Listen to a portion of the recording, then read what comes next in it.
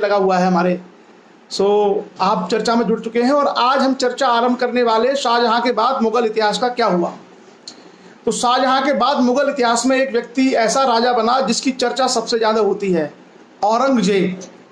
हर कोई इसके बारे में जानना चाहता है और कई बार इसको लेकर के विवाद आपने सोशल मीडिया पर देखे होंगे, टीवी न्यूज़ पर भी कभी कभी औरंगजेब को लेकर के विवादित चीज़ें आती रहती हैं।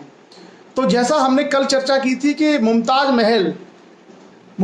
महल और शाहजहां के जो बच्चे थे, 14 माह जब उनके बच्चे का जन्म हो रहा था उसी समय मुमताज़ महल की मृत्यु हो गई।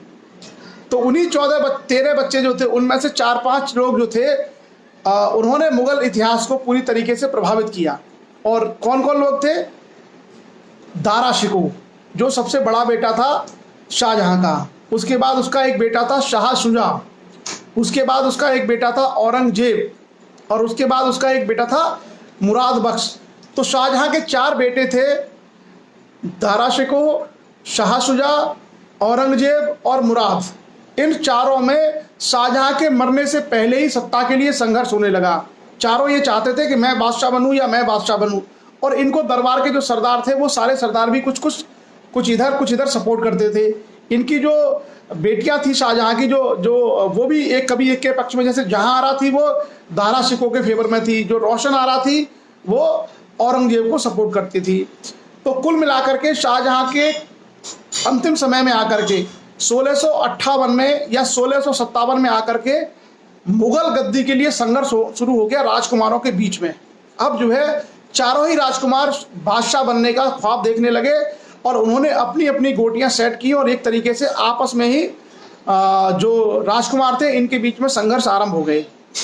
जैसा हमने कल भी चर्चा की थी कि शाहजहां सबसे ज़्यादा पसंद करता था दारा शिकोह को, और दारा शिकोह सबसे बड़ा बेटा था, तो स्वाभाविक रूप से वो उत्तराधिकारी भी था गद्दी का, क्योंकि आमतौर पर जो बड़ा बेटा होता था उस बड़े बेटे को ही सत्ता पर, आमतौर पर परंपरा थी लेकिन कोई रूल नहीं था, ऐसा कोई नियम नहीं था कि बड़ा ही बैठेगा, पर आमतौर पर परंपरा ये थी कि जो बड़ा होता था वो नेचुरल जो है उसका उत्तराधिकारी बन जाता था।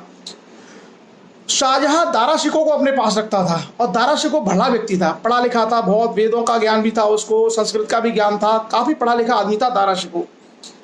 औरंगजेब उतना ही बदमाश था, जितना दारा शिकोह बढ़िया आदमी था उतना ही औरंगजेब बदमाश था, और औरंगजेब की बदमाशी को वो जानता था। कौन?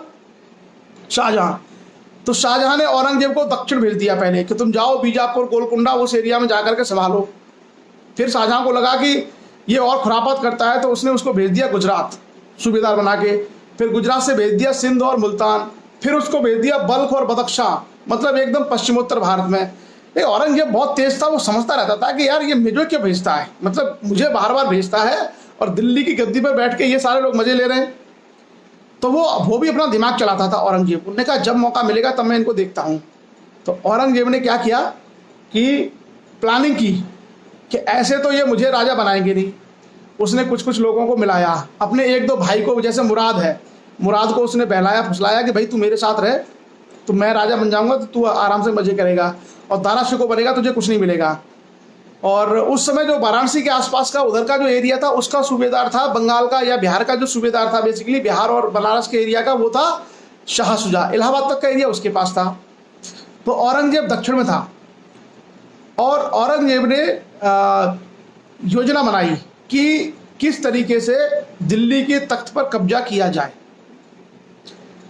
तो वो अपने वहां से चला व्यवस्थाएं करके, और उत्तराधिकार के लिए हमें 4 युद्ध जो है इस काल में मिलते हैं। 4 बार बड़ी लड़ाइयाँ इस समय में हमें मिलती हैं राजकुमारों के बीच में, जिसके माध्यम से फैसला हुआ किसका? मुगल गद्दी का, कि मुगल उसका गद्दी का वारिस कौन होगा। तो सबसे पहले दारा शिकोह को लगभग नेचुरल उत्तराधिकारी मान लिया गया था कि यही बनेगा बादशाह, लेकिन दारा शिकोह के सामने चुनौती थी शाह शुजा, क्योंकि शाह शुजा इलाहाबाद में ही था और औरंगजेब दक्कन में था। तो दक्षिण से आना तो दूर था, लेकिन इलाहाबाद से बड़ी आसानी से हमला हो सकता था। तो दारा के बेटे सुलेमान, दारा का एक बेटा था, उसका नाम था सुलेमान शिकोह, दारा शिकोह का बेटा, उसने शाह शुजा को हराने के लिए वो गया दिल्ली से, और उसने शाह शुजा को बनारस के पास हरा दिया। एक जगह थी बहादुरपुर का युद्ध, उसमें हरा दिया, और उसके बाद उससे वो संतुष्ट हो गया कि चलो भाई इससे तो कम से कम खतरा नहीं है। उसके बाद दूसरी जो लड़ाई हुई वो लड़ाई हुई धर्मत की लड़ाई, जो बड़ी लड़ाई थी मुगल उत्तराधिकार की। धर्मत एक जगह पड़ती है उज्जैन के पास में, और वहां पर क्या था, क्योंकि औरंगजेब दक्षिण में था और उस समय शाहजहां का स्वास्थ्य अच्छा नहीं था। बेसिकली मुगल गद्दी के लिए लड़ाई इसलिए शुरू हुई थी क्योंकि शाहजहां 1653 में ताजमहल बनाने का बीमार पड़ गया बुरी तरीके से, और वो कोई कामकाज ठीक से कर नहीं पा रहा था। तो एक तरीके से दारा शिकोह ही उसके काम देखता था। तो औरंगजेब को पता चला कि अगर इसी तरीके से चलता रहा तो दारा शिकोह बादशाह बन जाएगा, मेरा क्या होगा। तो उसने सेना इकट्ठा की और सेना के साथ चल पड़ा दिल्ली को जीतने के लिए। जब ये बात दारा शिकोह को मालूम पड़ी और शाहजहां को मालूम पड़ी तो इन्होंने अपनी सेनाएं भेजी इधर से दिल्ली से, और उज्जैन के पास एक स्थान है धर्मत, वहां धर्मत नामक स्थान पर युद्ध हुआ औरंगजेब की सेनाओं के बीच में। औरंगजेब और मुराद जो उसका छोटा भाई था एक तरफ थे, और दारा शिकोह की सेना में दारा शिकोह और राजा जसवंत सिंह जो आमेर के राजा थे वो उसके साथ थे। भीषण युद्ध हुआ, लेकिन औरंगजेब जीत गया, दारा शिकोह को हारना पड़ा। और जब दारा शिकोह हार गया तो औरंगजेब का आत्मविश्वास और बढ़ गया, और औरंगजेब भागते भागते पीछा करते करते कहां तक पहुंच गया, चंबल तक, आगरा के पास आ गया, चंबल पार करके अपनी सेनाएं लेकर के। तो दारा शिकोह को मालूम पड़ा कि भाई अब तो ये दिल्ली में ही घुसाएगा, क्योंकि अगर आगरा पे कब्जा हो गया तो दिल्ली दूर नहीं है। तो दारा शिकोह ने एक बार फिर से प्रयास किया, और दारा शिकोह ने सामूगढ़ एक जगह पड़ती है, आगरा से धौलपुर की तरफ बढ़ते हैं तो आगरा निकलते ही करीब 15 किलोमीटर के आसपास एक जगह है सामूगढ़। उस सामूगढ़ में लड़ाई हुई 1659 ईस्वी में, और उस लड़ाई में फिर से औरंगजेब ने दारा को हार दिया, मतलब दारा शिकोह को परास्त कर दिया। और जब दारा शिकोह हार गया तो फिर तो औरंगजेब का कब्जा हो गया। औरंगजेब ने तुरंत अपना राज्याभिषेक कराया और अपने आप को आलमगीर के नाम से दिल्ली का और हिंदुस्तान का बादशाह घोषित कर दिया। अब आते ही उसने क्या किया, सबसे पहले आगरा के किले में शाहजहां को पकड़ा कैद करके, क्योंकि शाहजहां ही जो है उसकी फेवर लेता था दारा शिकोह की। तो उसने शाहजहां को पकड़ा और डाल दिया किसमें, आगरा के किले में। और उसके बाद उन्होंने कहा दारा शिकोह कहाँ है, ढूंढो उसको। दारा शिकोह को ढूंढा और ढूंढ के उसको मरवा दिया। दारा शिकोह इतना जो है प्रसिद्ध था कि जब उसकी मौत का समाचार दिल्ली में पता चला तो लोग रोए थे। लोगों ने काले कपड़े पहने थे और काले कपड़े पहन करके पूरा दिल्ली रोया था, इतना जो है दारा शिकोह का सम्मान था। खैर औरंगजेब तो क्रूर आदमी था ही, उसने मरवा दिया, और मरवाने के बाद फिर वो अपने को उसने अपना राज्याभिषेक करवाया। लेकिन अभी भी शुजा था, शुजा अभी उसके लिए चुनौती बना हुआ था। तो मैंने कहा जैसे कि बंगाल और बिहार के एरिया में शुजा काफ़ी शक्तिशाली था, खास करके इलाहाबाद से आगे। तो 1659 ईस्वी में एक जगह है, उसको बोलते हैं खुजवा, इलाहाबाद के पास पड़ती है खुजवा। वहाँ पर औरंगजेब और शाह शुजा के मध्य युद्ध हुआ, और उस युद्ध में औरंगजेब ने उसको हरा दिया। और उसके बाद आगे क्या है कि औरंगजेब ने उसका पीछा किया, वो भाग गया, शाह शुजा उसका भाई, और भाग करके वो छिप गया म्यांमार की पहाड़ियों में, बर्मा की पहाड़ियों में। उसके बाद उसका कोई पता नहीं चला, और इस तरीके से एक निष्कंटक साम्राज्य का स्वामी बना औरंगजेब। और जैसा कि हम जानते हैं औरंगजेब अपने जब राजकुमार था तो उस समय गवर्नर के रूप में बड़े लंबे समय तक उसने दक्षिण में काम किया था, खास करके बीजापुर, गोलकुंडा, अहमदनगर के राज्यों के साथ में। तो वहाँ की भौगोलिक स्थिति को वो जानता था। साथ ही साथ इस समय मराठों का उद्भव भी हो रहा था, इस समय मराठों का भी उद्भव हो रहा था, और मराठे शिवाजी के नेतृत्व में शक्तिशाली हो रहे थे। तो औरंगजेब को ये लगता था कि अगर दक्षिण को कंट्रोल नहीं किया गया, खास करके बीजापुर, गोलकुंडा और अहमदनगर को और मराठों को, तो दिल्ली से शासन करना और हिंदुस्तान का बादशाह बने रहना बड़ा चुनौतीपूर्ण कार्य होगा। तो उसके दिमाग में हमेशा औरंगजेब के में ये रहता था कि किसी भी तरीके से दक्षिण को नियंत्रण में रखा जाए, और इसी दक्षिण को नियंत्रण में रखने के लिए वो अपनी बहुत सारी शक्ति का उपयोग कर लेगा। शिवाजी के खिलाफ, गोलकुंडा के खिलाफ, बीजापुर के खिलाफ, और वहाँ पे युद्धों में वो ऐसा फंस जाएगा कि वो वहाँ से निकल के नहीं आ पाएगा। वो लड़ाइयाँ लड़ते लड़ते इतना हार जाएगा, इतना परेशान हो जाएगा औरंगजेब कि अहमदनगर में ही उसकी मृत्यु हो जाएगी, महाराष्ट्र में, मतलब वहीं रास्ते में वो मर भी जाता है। तो आज वही चर्चा करेंगे क्या क्या उसने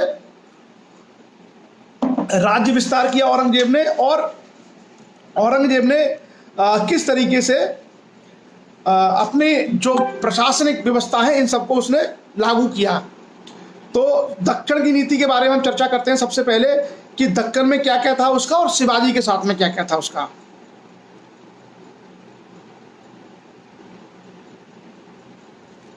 तो दक्कन का मतलब आज सुबह हमने ज्योग्राफी में भी पढ़ा था कि दक्कन का मतलब ये महाराष्ट्र, कर्नाटका, आंध्रा, तेलंगाना वाला एरिया है। बेसिकली इसको हम लोग दक्कन कहते हैं। और इस दक्कन में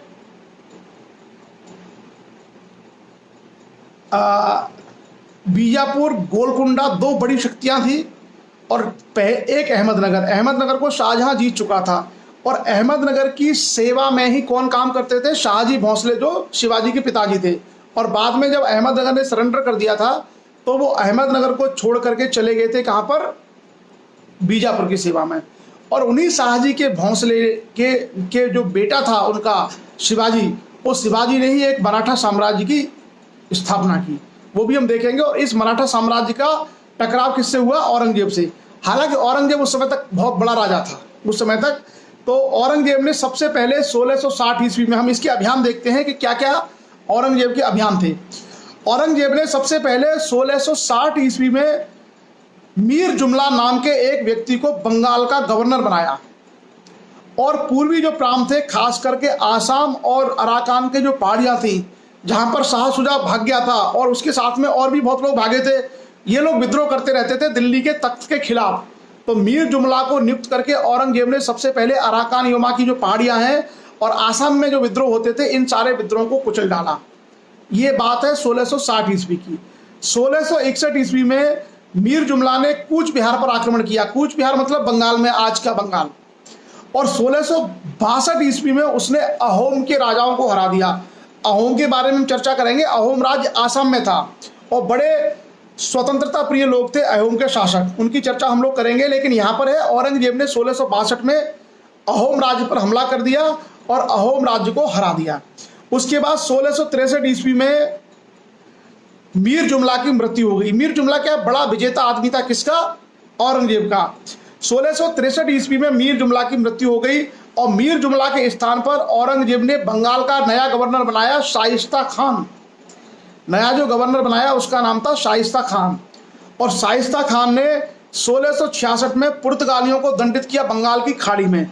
आपको पुर्तगाली उधोबाजी करते रहते थे। पहले शाहजहां उनको हुगली में एक बार हरा चुका था, तो फिर उन्होंने कोई समस्या खड़ी करी होगी, तो शाइस्ता खान ने पुर्तगालियों पर हमला किया, उनको हरा दिया। और सोन आइलैंड है बंगाल की खाड़ी में, सोन द्वीप है, अब हो सकता है उसका नाम चेंज हो गया हो, उस सोन द्वीप पर उसने अपना कब्जा कर लिया और चटगांव, अराकान के राजा से चटगांव जीत लिया। चटगांव भी एक छोटा सा बंदरगाह है बंगाल की खाड़ी में। अब हम आते हैं औरंगजेब की दक्कन की नीति क्या थी। दक्षिण में जो उसने नीति अपनाई औरंगजेब ने, वो क्या थी? तो औरंगजेब के ने जो है शाहजहां के शासनकाल में 1636 से लेकर के 1644 तक लगभग 8 साल वो ऑलरेडी दक्षिण का सूबेदार रह चुका था। तो जैसे मान लीजिए मैं हूं, अगर मुझे कहा जाए कि आप कर्नाटका के गवर्नर बन जाओ, तो 8 साल में मैं कर्नाटका के बारे में सब कुछ जान लूंगा कि भाई कर्नाटक की राजनीति क्या है, इसका भूगोल क्या है, कौन कौन से प्रभावशाली लोग हैं, किन किन में झगड़े चल रहे हैं, इकोनॉमी का सोर्स क्या है, ये सारी जानकारी हो जाती है जब आप वहाँ आपकी पोस्टिंग होती है। तो औरंगजेब क्योंकि 8 साल तक दक्कन का सूबेदार रह चुका था, मुगल सूबेदार, इसलिए वो दक्कन की राजनीति से वाकिफ था। उसको मालूम था कि गोलकुंडा की क्या कमजोरी है, उसको मालूम था कि बीजापुर में क्या समस्या है, उसको ये भी मालूम था कि मराठे कौन है और मराठों के क्या क्या इश्यूज हैं। सो सबसे पहले उसको पता था कि दक्षिण के राज्यों को अगर वो समाप्त नहीं करेगा औरंगजेब, तो दिल्ली को हिंदुस्तान का सिरमौर बना के रखना बहुत मुश्किल है। तो उसने इन्हीं को समाप्त करने के लिए अभियान आरंभ किए। और इसमें बताऊं, दक्षिण में 5 इंडिपेंडेंट राज्य थे उस समय जब औरंगजेब ने अभियान आरंभ किए। तो दक्षिण में 5 स्वतंत्र राज्य थे। कौन कौन से थे? बरार। दक्षिण में जो 5 इंडिपेंडेंट राज्य थे उनमें से एक था बरार, और एक था अहमदनगर, एक था आपका बीजापुर, एक था आपका बीदर, और एक था आपका गोलकुंडा। बीदर, बरार, बीजापुर, अहमदनगर और गोलकुंडा, ये दक्षिण में 5 स्वतंत्र राज्य थे जब शाहजहां या उससे पहले जहांगीर या उससे पहले आपका अकबर या उससे पहले हुमायूं के अगर शासनकाल की बात की जाए तो ये स्वतंत्र राज्य बने हुए थे। मतलब ये सीधे हासिल दिल्ली जो साम्राज्य उसका हिस्सा नहीं थे। हालांकि शाहजहां अहमदनगर को हरा चुका था, लेकिन बरार बीदर अभी भी उनके क्षेत्र से बाहर थे, और शाहजहां के बाद अहमदनगर ने भी अपने आप को लगभग स्वतंत्र कर लिया था। तो ये सबसे बड़ी चुनौती थी शाहजहां के सामने कि इन 5 जो है स्वतंत्र राज्यों को, बीदर, बरार, अहमदनगर, बीजापुर, गोलकुंडा, इनको अपने अधीन लाया जाए। और एक जो छठी शक्ति थी वो क्या थी, महाराष्ट्र और कोंकण में और कर्नाटका के एरिया में मराठों का उद्भव, मराठों का उभार। तो मराठे अपने आप में एक शक्ति बनते चले जा रहे थे। तो 6 लोगों से जूझना था, किसको, औरंगजेब को। 6 लोगों से उसको लड़ाई करनी थी, तभी वो दिल्ली को सुरक्षित बना सकता था।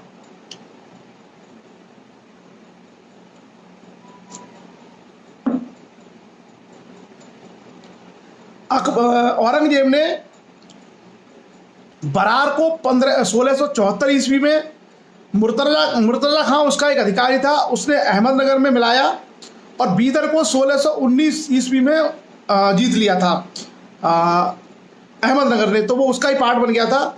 सबसे पहले औरंगजेब ने जो दक्षिण की शुरुआत की 1622 ईस्वी में, औरंगजेब का एक बेटा था, सॉरी 1682 में, 1682 ईस्वी में उसका एक बेटा था अकबर।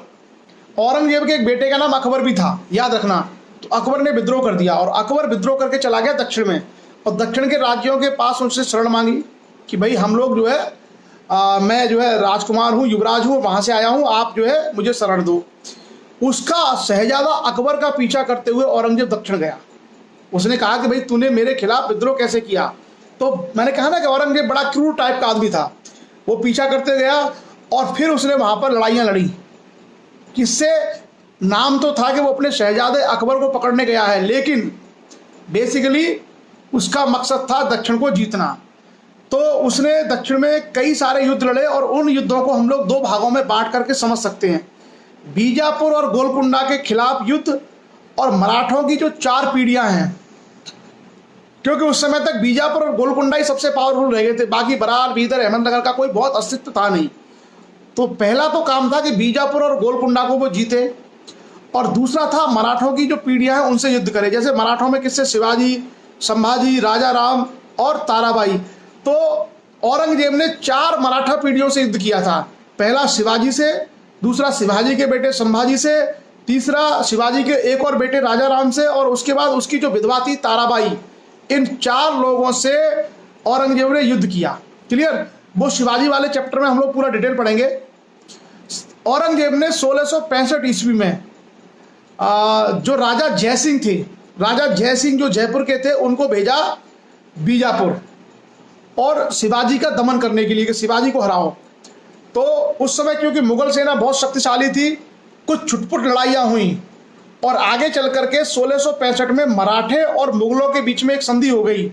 याद रखना, जो मुगल सेना थी उसका नेतृत्व राजा जयसिंह के पास था। कोई मुगल जो है उसका सेनापति नहीं था, बल्कि राजा जयसिंह उसके सेनापति थे। 1665 में मुगलों और मराठों के बीच, यानी शिवाजी और औरंगजेब के बीच एक संधि हुई, जिसको हम लोग इतिहास में जानते हैं पुरंदर की संधि। आप लोग याद रखना, पुरंदर की संधि बहुत प्रसिद्ध है, बहुत फेमस है पुरंदर की संधि। 1665 राजा जयसिंह और शिवाजी के बीच में। और उस संधि में क्या हुआ, संधि जब करके जयसिंह लौट रहे थे तो रास्ते में जयसिंह की मृत्यु हो गई, और बाद में शिवाजी को लाया गया आगरा। शिवाजी को आगरा लाया गया। आगरे के किले में औरंगजेब ने उनको कैद कर लिया। वो कहानी आपने सारी पढ़ी होगी, किस तरीके से शिवाजी निकल के भाग गए। पुरंदर की संधि में शिवाजी को अपने लगभग 23 किले मुगलों को देने पड़े थे।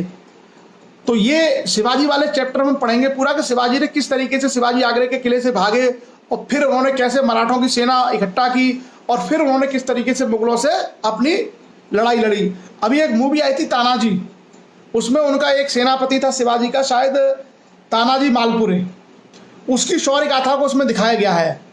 तो वो जो सारी चीज़ें हैं वो इस तरह के सेनापति और मराठा सरदार उन्होंने तैयार किए शिवाजी ने मुगलों से लड़ने के लिए। उसकी चर्चा हम लोग आगे करेंगे। 1686 ईस्वी में आदिल शाही सुल्तान सिकंदर आदिल शाह और औरंगजेब के सामने उसने आत्मसमर्पण कर दिया, और इस तरीके से बीजापुर का जो राज्य है वो मुगलों के अधीन चला गया 1676 ईस्वी में।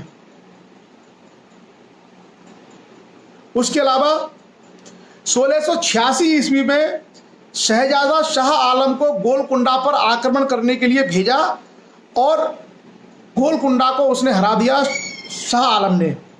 और वहां पर क्या था, जैसे मैंने कहा गोलकुंडा हीरो के लिए प्रसिद्ध था, तो गोलकुंडा को भी अकबर ने मिला लिया, लेकिन उसके बाद पूरी तरीके से वो उसको जीत नहीं पाया था। 1687 में औरंगजेब ने खुद गोलकुंडा पर आक्रमण किया और अंत में वो जीत नहीं पाया गोलकुंडा के किले को। गोलकुंडा का किला बहुत मजबूत दुर्ग था। बाद में उसने किसी आदमी को, जो बड़ा सरदार था, उसका नाम था अब्दुल्ला गनी, अब्दुल्ला गनी को लालच दे दिया औरंगजेब ने कि मैं तुम्हें बड़ा सूबेदार बना दूंगा, तुम्हें इतनी सोना दूंगा। उसने एक तरीके से विद्रोह कर दिया और औरंगजेब गोलकुंडा को जीत गया। और इस तरीके से गोलकुंडा, बीजापुर, अहमदनगर, आदिल शाही, कुतुब शाही, ये सारे जो राज्य थे, बरार, बीदर, सब दिल्ली सल्तनत का, वो दिल्ली साम्राज्य का हिस्सा बन गए। लेकिन मराठे नहीं, मराठों को वो नहीं हरा पाया। जैसा मैंने कहा ना कि जो पुरंदर की संधि हुई थी 1665 में शिवाजी और जयसिंह के बीच में, उस संधि के तहत शिवाजी को 23 किले देने पड़े औरंगजेब को। लेकिन शिवाजी बड़े चालाक थे। शिवाजी आगरा के किले से बहाना बना करके छुप छुपा के निकल गए। और शिवाजी जब निकल गए तो शिवाजी ने फिर से मराठा सरदारों को इकट्ठा किया और मुगलों के खिलाफ संघर्ष आरंभ कर दिया। और फिर एक बड़ा लंबा दौर चला मुगल मराठा संघर्ष। और ये जो मराठे हैं, इन मराठों ने ही एक तरीके से मुगल शक्ति के में जो शक्ति है उसको खत्म कर दिया और मुगलों की जो ताबूत है उसमें आखिरी कील ठोकने का काम मराठों ने किया। मराठों और मुगलों के बीच जो संघर्ष हुआ उसमें मराठे भी हारे, लेकिन उन्होंने एक तरीके से इतना ज़्यादा कमज़ोर कर दिया इनको, मुगलों को, कि बाद में मुगल फिर बहुत शक्तिशाली नहीं रहे। तो जब अंग्रेज भारत में आए तो आप देखते हैं कि अंग्रेजों से लड़ने की क्षमता मुगलों की बची ही नहीं थी। मतलब मुगलों के पास इतनी शक्ति नहीं थी कि वो अब फ्रांसीसियों का या उनका अंग्रेजों का मुकाबला कर सकें। तो कौन लड़ रहा था, जैसे मैसूर में हैदर अली, टीपू सुल्तान, इन लोगों ने अंग्रेजों से लड़ाई लड़ी, या फिर आपका सिराजुद्दौला बंगाल में। मतलब मुगलों के अंदर इतनी, या फिर खुद मराठा और अंग्रेजों के बीच में 3 बार युद्ध हुए। तो भारत की जो सबसे बड़ी शक्ति थी मुगल, इस मुगल शक्ति को भारत से डिस्प्लेस यानी अपदस्थ कर देंगे मराठे। तो वही मुगल मराठा संघर्ष चलेगा बहुत लंबा, और जिसकी शुरुआत हुई थी छत्रपति शिवाजी और औरंगजेब के बीच में। हालांकि छत्रपति शिवाजी की बहुत जल्दी डेथ हो गई थी। उसके बाद औरंगजेब के समय जो शिवाजी का बेटा था संभाजी, उसने लड़ाई जारी रखी, और संभाजी के बाद उसका जो दूसरा भाई था राजा राम, उसने भी लड़ाई जारी रखी, और ये संघर्ष चलता रहा, ये लड़ाई चलती रही। और आप देखेंगे कि 1761 में आते आते मराठे इतने ताकतवर हो गए और मुगल इतने कमजोर हो गए कि मराठे आकर के अहमद शाह अब्दाली के खिलाफ 1761 में पानीपत में आकर के पानीपत का तीसरा युद्ध लड़ते हैं। मुगल कहीं है ही नहीं, मुगल आपको दिखाई नहीं देंगे। मतलब मराठों ने मुगलों को इतना कमजोर कर दिया कि 1761 में जब अफगान अहमद शाह अब्दाली ने भारत पर हमला किया, तो उस हमले को झेलने के लिए, अफगानों से लड़ने के लिए मराठे गए थे पानीपत। कहाँ मराठा पड़ता है महाराष्ट्र में, और कहाँ पानीपत है हरियाणा में। और वहाँ जाकर के मराठे और पानीपत के मराठे और अफगानों के बीच में युद्ध हुआ था। उसमें मुगल बादशाह की कोई बहुत बड़ी भूमिका नहीं थी। तो ये दर्शाता है कि एक तरीके से मराठों ने उनकी शक्ति को छिन्न भिन्न कर दिया। उसके बाद अगर हम देखें, औरंगजेब के समय बहुत सारे विद्रोह भी हुए थे। औरंगजेब के समय बहुत सारे विद्रोह भी हुए थे, उनकी भी हम लोग चर्चा करेंगे।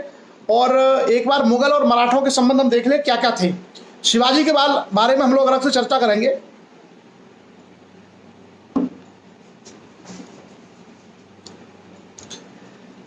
अहमदनगर का जो किला था, बेसिकली अहमदनगर को जीत लिया था शाहजहां ने, और औरंगजेब ये मान के चलता था कि अहमदनगर हमारा ही हिस्सा है। तो शिवाजी ने 1656 ईस्वी में अहमदनगर और जुन्नार के किलों पर आक्रमण किया। लड़ाई यहाँ से शुरू हुई। शिवाजी ने सन 1656 में, यानी औरंगजेब के बादशाह बनने से पहले, औरंगजेब बादशाह बना था 1658 में, और उससे 2 साल पहले शिवाजी ने अहमदनगर और जुन्नार के किलों पर आक्रमण किया। औरंगजेब ने 1660 ईस्वी में दक्षिण के मुगल सूबेदार शाइस्ता खां को शिवाजी पर आक्रमण करने के लिए भेजा। शिवाजी पर आक्रमण करने के लिए भेजा किसको? शाइस्ता खां को। और वही शाइस्ता खां है जो आगे चल के बंगाल का गवर्नर बना दिया था। शाइस्ता खां ने पूना, शिवपुर और चाकन, ये मैं आपको जो बता रहा हूँ वो फैक्ट है, जरूरी नहीं है आप याद रखें, केवल समझ लीजिए। शाइस्ता खां जो था उसने पूना, शिवपुर और चाकन, ये जो किले थे इन पे उसने कब्जा कर लिया। और पूना क्या है? पूना मराठों के लिए सतारा, पूना बहुत इंपॉर्टेंट था। 1663 ईस्वी में शिवाजी ने पूना में शाइस्ता खां के महल पर चुपके से हमला किया और शाइस्ता खां बड़ी मुश्किल से अपनी जान बचा के भागा और उसका अंगूठा कट गया था। शिवाजी के अंदर क्या था? शिवाजी के अंदर दिलेरी बहुत थी, मतलब बहुत साहसी व्यक्ति थे, बहुत कम हाइट के थे शिवाजी, लेकिन बहुत दिलेर व्यक्ति थे। तो जब पूना पर इसने कब्जा कर लिया था शाइस्ता खां ने, तो शिवाजी ने रात में चुपके से हमला किया और शाइस्ता खां के कैंप को ध्वस्त कर दिया और शाइस्ता खां डर के वहां से भाग गया, उसका अंगूठा भी कट गया। और जब लगा कि भाई ये तो बड़ी बेइज्जती वाली बात है कि मुगलों का सूबेदार भाग गया, तो औरंगजेब ने बड़ी प्लानिंग के साथ राजा जयसिंह को भेजा बड़ी सेना के साथ, और उस सेना ने हमला कर दिया मराठों पर। मराठे उतने मजबूत नहीं थे, उनको हारना पड़ा और अंततः मराठे और मुगलों के बीच में 1665 में पुरंदर की संधि हो गई। और उस संधि में क्या हुआ? शिवाजी को 23 किले मुगलों को देने पड़े और शिवाजी को यह भी वचन देना पड़ा कि जब मुगल सेना बीजापुर पर हमला करेगी तो शिवाजी न्यूट्रल रहेंगे, यानी शिवाजी उसमें हस्तक्षेप नहीं करेंगे। क्लियर? उसके बाद पुरंदर की संधि के बाद जो शिवाजी का बेटा था संभाजी, उसको मुगल दरबार में 5000 का मनसब और जागीरें दी गई। किसको? शिवाजी के बेटे संभाजी को। 22 मई 1666 को शिवाजी आगरा के किले के दीवाने आम में उपस्थित हुए और वहां शिवाजी का सम्मान नहीं हुआ। औरंगजेब ने उनको कैद कर लिया और जयपुर भवन में उनको रखा, आगरा में। और इस बीच में शिवाजी ने निकल करके अपने किले जीतना आरंभ किया और अपना संघर्ष जारी रखा। बाद में 1680 में शिवाजी की मृत्यु हो गई और शिवाजी की मृत्यु के बाद उनके बेटे संभाजी ने औरंगजेब के साथ अपना संघर्ष जारी रखा। तो ये जो सारी कहानी है वो हम लोग मराठा साम्राज्य के बारे में अलग से पढ़ेंगे। और इसके अलावा हम लोगों को यहाँ पर औरंगजेब के शासनकाल में कई सारे विद्रोह भी देखने को मिलेंगे, जैसे जाटों का विद्रोह, जैसे सिखों का विद्रोह, जैसे सतनामियों का विद्रोह, जैसे किसानों का विद्रोह। तो इस समय औरंगजेब के शासनकाल में आकर के बहुत सारी जो शक्तियां हैं उन्होंने विद्रोह करना आरंभ कर दिया और इसी विद्रोह के कारण औरंगजेब के सामने ये मुश्किल हो गया कि वो दक्षिण को संभालता या उत्तर को संभालता। इसी कारण से औरंगजेब की जो सेना है और जो मुगल सत्ता है वो इतनी कमजोर हो गई कि बाद में ये विद्रोह के कारण पूरी तरीके से तितर-बितर हो गई। और अंत में क्या हुआ कि औरंगजेब फंस के रह गया और दक्षिण में उसकी मृत्यु हो गई, महाराष्ट्र में, अहमदनगर में। वो उत्तर में आ ही नहीं पाया, वो दिल्ली लौट के आया ही नहीं। जब वो दिल्ली एक बार गया वो 1682 में, तो वो लौट के नहीं आया, वो वहीं मर गया। 1707 ईस्वी में उसकी वहीं मृत्यु होगी महाराष्ट्र में। और जैसे ही औरंगजेब की मृत्यु हुई, पूरा का पूरा मुगल जो साम्राज्य है एक तरीके से भरभरा के गिरने लगा, ढहने लगा। और 1757 तक आते यानी अगले 50 सालों में मुगल कोई शक्ति नहीं रहे भारत में। और बक्सर की लड़ाई हो, चाहे प्लासी का युद्ध हो, चाहे अंग्रेजों से और फ्रांसीसियों के साथ में युद्ध हो, ये सारी की सारी जो शक्तियों के माध्यम से लड़ी गई। तो ये सारा का सारा इतिहास है औरंगजेब का। औरंगजेब के इतिहास में मैं कुछ और चीजें आपको बताऊं। जैसे औरंगजेब के समय जो विद्रोह हुए थे,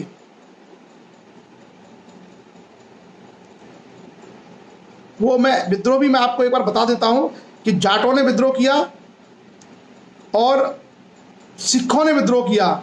और सिखों के बारे में भी हमने चर्चा नहीं की है। गुरु नानक से लेकर के हम लोग आगे तक की पूरी चर्चा करेंगे कि गुरु नानक से लेकर के और गुरु गोविंद सिंह तक सिखों का इतिहास क्या है और सिखों ने किस तरीके से ये सारी चीज़ें की, उसकी भी हम लोग चर्चा करेंगे। और जैसा मैंने कहा ना कि जहांगीर के समय भी सिखों ने, उसके अलावा अच्छा, नेटवर्क का इशू हो रहा है, लोगों के साथ नेटवर्क में दिक्कत आ रही है।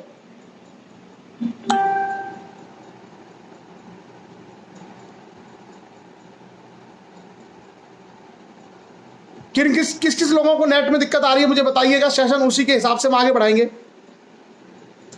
जिन लोगों के साथ बहुत दिक्कत आ रही है तो बता दीजिएगा, फिर हम लोग आगे उसी हिसाब से करेंगे। ऐसा ना हो कि लोगों का छूट जाए सेशन।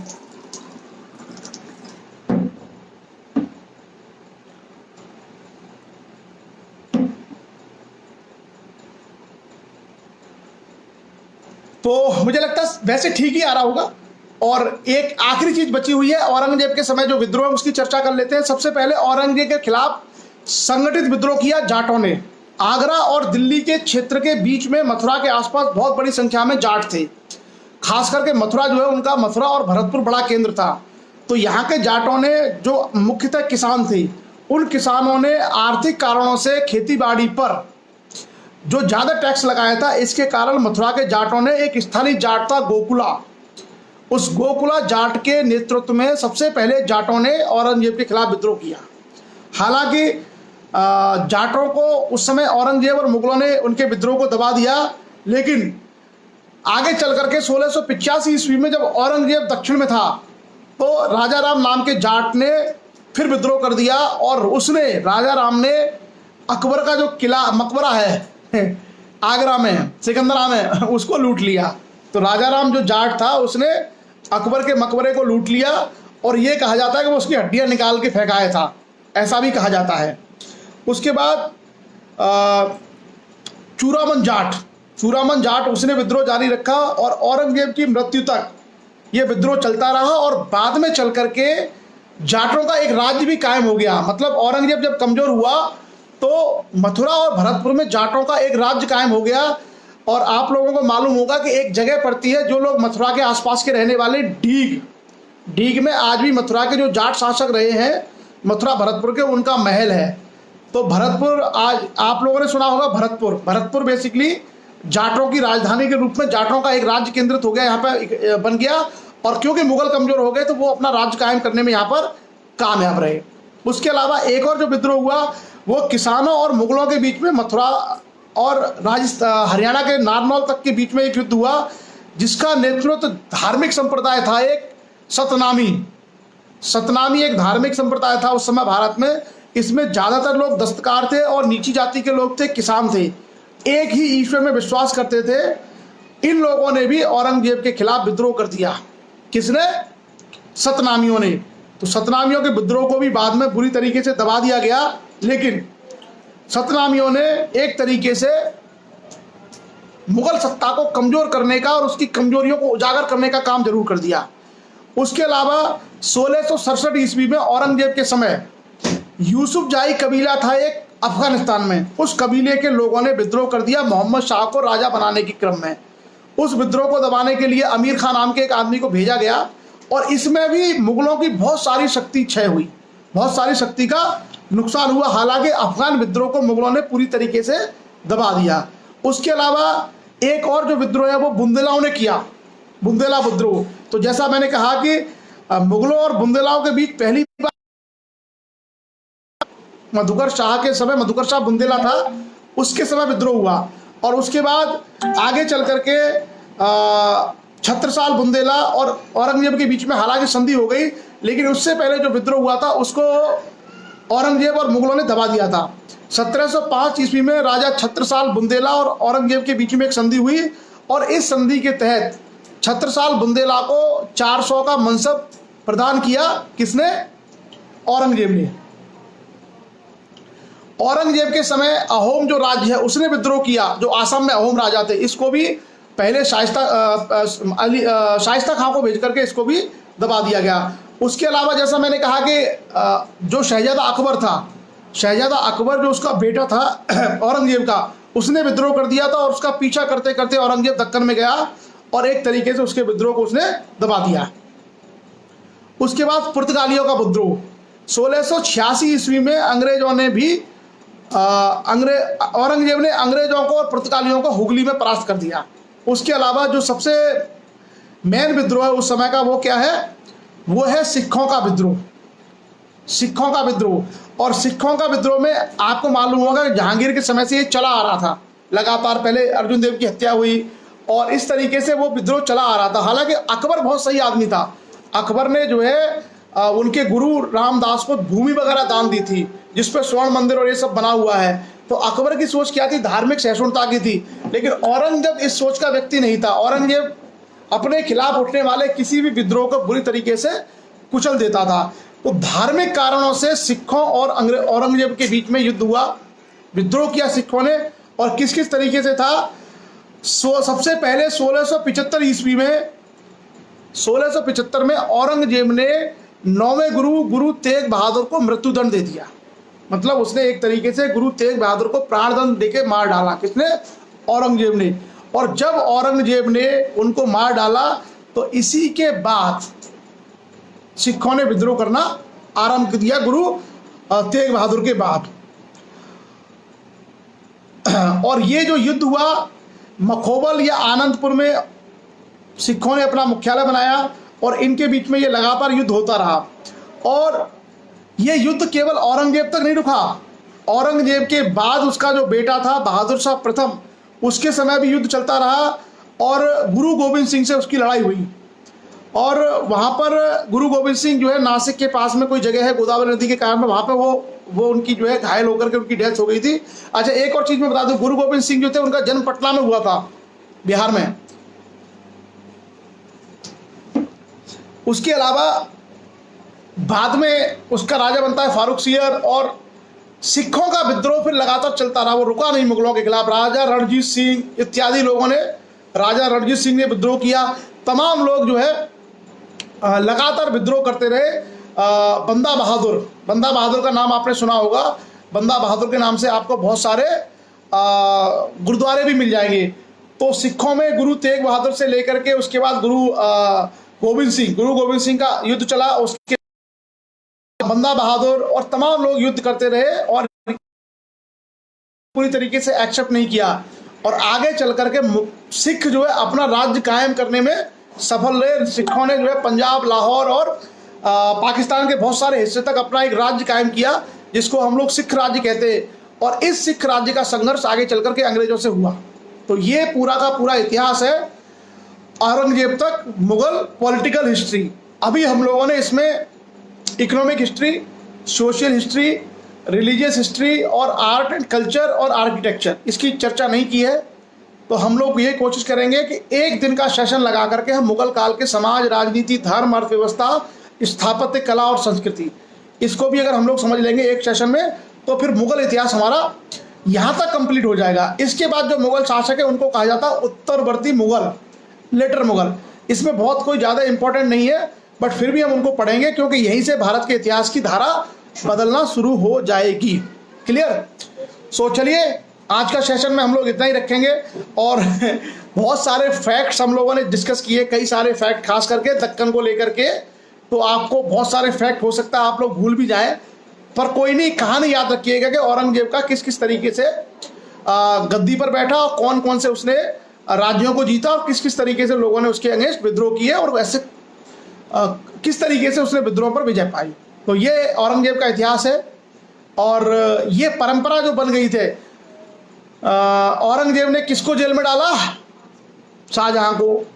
और औरंगजेब के बेटों में लड़ाई हुई, किसके लिए? युद्ध के लिए। उसके बाद देखना मुगलों में एक परंपरा बन जाएगी कि हर कोई राजा का जो बेटा होगा वो राजा बनने का प्रयास करेगा, हर राजकुमार। और उसका नतीजा ये होगा कि उनमें आपस में संघर्ष होंगे और कई सारे लड़ के आपस में मरते रहेंगे, मारते रहेंगे। इसी कारण से भी मुगल बहुत कमजोर हुए, क्योंकि मुगलों में अब एक व्यक्ति को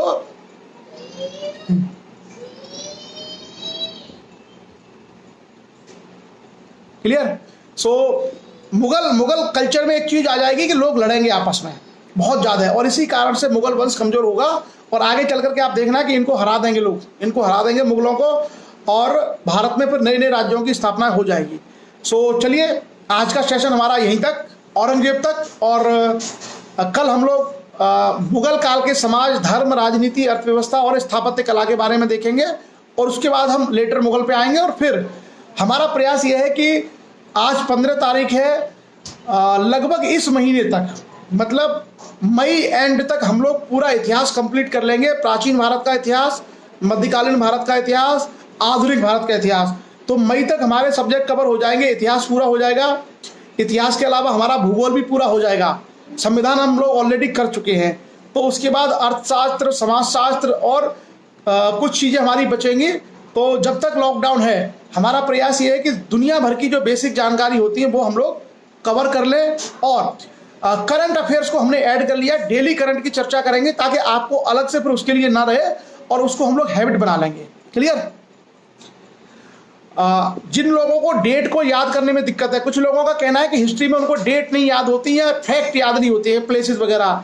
तो मेरा उन लोगों के लिए सुझाव ये है कि जिन लोगों को इतिहास में सन की दिक्कत है या तिथि को याद करने की दिक्कत है, वो लोग लिख लिख करके पढ़ा करें।